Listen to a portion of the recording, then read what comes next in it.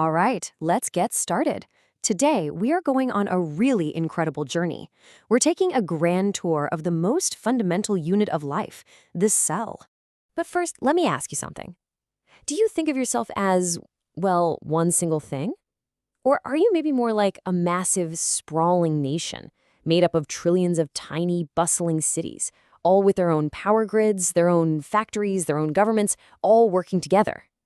Because that's exactly what you are.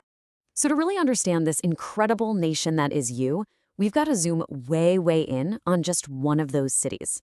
We're going to start with the basics. What even is a cell? Well, it's life's most fundamental building block. But our understanding of it didn't just pop up overnight. Our knowledge was built piece by tiny piece over centuries. It really kicked off back in 1665 with a guy named Robert Hooke. He looked at a piece of cork under a microscope and saw all these little boxes he called cells. Then, a few years later, Leeuwenhoek saw the first living swimming cells. It all snowballed until we got the cell theory, with Schleiden and Schwann saying, hey, all living things are made of these, and then a huge addition from Rudolf Virchow.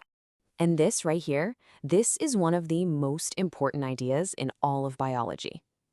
Omnis cellula a cellula. All cells arise from pre-existing cells. What that means is life doesn't just happen. Every single cell in your body is the result of another cell dividing in an unbroken chain of life that stretches back billions of years. How cool is that? Now, not all of these cellular cities are built the same way. They pretty much fall into two main types. You've got your prokaryotes, think bacteria. These are like simple little villages. They don't have a lot of specialized districts. Their DNA just kind of floats around in the middle. But then you have the eukaryotes. That's us, plants, fungi. These are complex, sprawling cities with a well-protected city hall, the nucleus, and a whole bunch of specialized departments called organelles. Okay, tour guide hats on. Let's start our tour of a eukaryotic cell city. And just like any city, the very first thing we're going to run into is its border patrol, the outer layers that decide who gets in and who stays out. So here's our map for the tour. It looks complicated, but we'll take it step by step. We're starting out on the edge at the city limits, the cell wall and the membrane.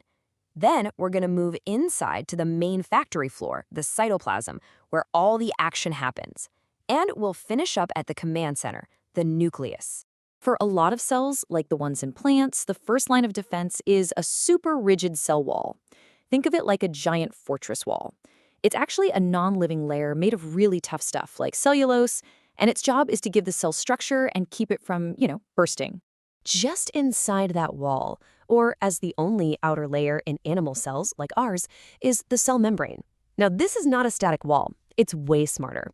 It's like a flexible, highly selective, and intelligent border gate that's constantly monitoring and controlling what gets to pass through. Scientists call it the fluid mosaic model, which sounds fancy, but the source material has this amazing description for it. It says the membrane is like protein icebergs in a sea of lipid. I love that. It means the whole thing is fluid. The proteins and lipids are constantly moving and shifting around, which makes it this dynamic, active barrier that manages everything coming into and out of our city. All right, we've shown our credentials. We're past security. Welcome inside the city. This huge, bustling area is the cytoplasm. This is the factory floor. This is where the real work gets done. And everything inside this membrane, this whole living substance, is called the protoplasm. Now, don't let the name fool you. This is not just a bag of jelly. The source calls it a highly organized and most active chemical system. This is literally the stuff of life. Okay, look around. You see that massive interconnected network of membranes and tubes stretching all over the place? That's the endoplasmic reticulum, or just the ER for short. This is the city's internal highway system and its main manufacturing plant all rolled into one. And you'll notice it kind of comes in two flavors. You've got the rough ER, and it looks rough because it's covered in these little dots called ribosomes. Its main job is to build proteins. Then you have the smooth ER. No ribosomes here. This part of the factory specializes in making lipids, fats, and in detoxifying nasty chemicals. So once the ER makes all these proteins and lipids, they're not quite ready to be used. They need to be sorted, tagged, packaged up, and shipped out. And that is the job of this structure right here, the Golgi complex. It is the city's central post office. I mean, the source material just nails it with this quote. It says the Golgi is the principal director of macromolecular traffic in the cell. Basically, it's the logistics manager. It receives packages from the ER, modifies them, and then sends them off in little delivery vesicles to exactly where they need to go, inside or outside the cell. And we can't forget the actual workers building all this stuff, the ribosomes. We saw them on the rough ER, but they also just float around freely. These little guys are absolutely essential. They are the literal protein factories of the cell, reading genetic instructions and building everything the city needs to function. So we've seen the factory floor and the shipping department, but who's giving all the orders? Who's in charge? Well, that brings us to the most important stop on our tour, City Hall, the command center, the nucleus. The nucleus is, without a doubt, the brain of the whole operation. It's often called the controlling center or the director of the cell, for a very simple reason. It contains the blueprints. All of the instructions for everything the cell will ever do are locked away safely inside. And if we could peek inside City Hall, we'd see a few key departments. There's a dense spot called the nucleolus. That's where the city builds its little ribosome machines. And then all the blueprints themselves, the DNA, are neatly organized onto chromosomes. And these chromosomes are made of a tightly wound material called chromatin. This is the master library, the secure data vault holding your entire genetic legacy. Okay, our tour is almost done. We've seen the factory, the post office, the command center, but wait a minute, something's missing. How is all of this running? All this work takes energy. We need to go visit the power plant.